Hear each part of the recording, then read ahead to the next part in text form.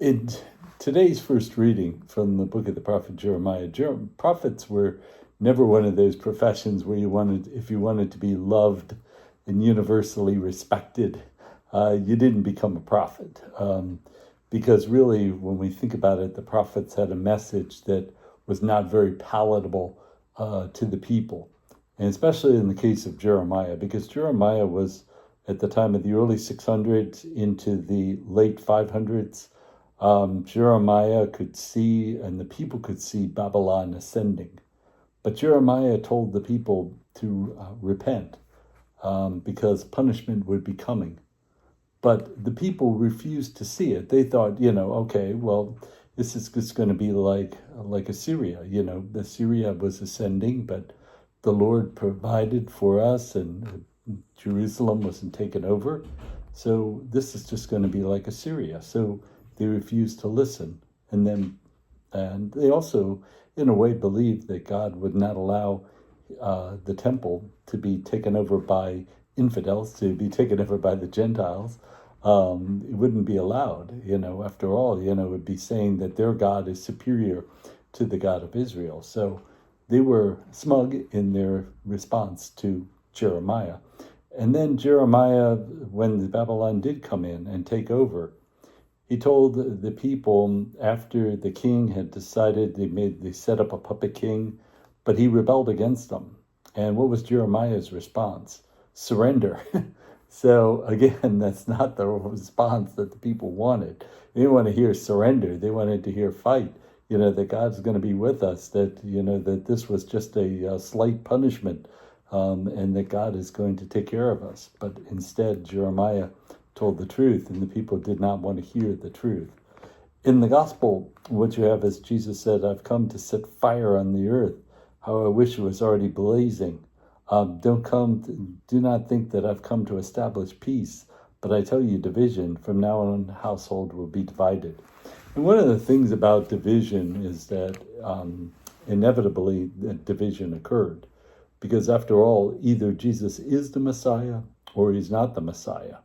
If Jesus had come and said, you guys got to do a little better, you guys got to take the Torah more seriously, you guys have got to, think about the deeper things of the law and follow those as well, that maybe people would have, understood, and they would have said, okay, makes sense. This prophet has come, that the people would be willing to hear.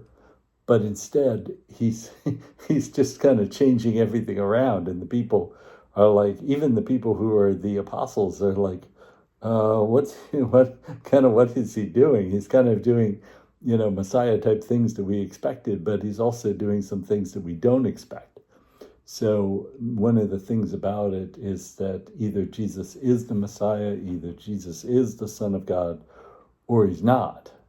And so that's going to necessarily cause division. I think one of the problems with the early church is that people look at and want to think about, okay, what's that one thing that, that straw that broke the camel's back, where there was this massive division between the Jews and the Gentiles, between the Jews and the newly formed Christians.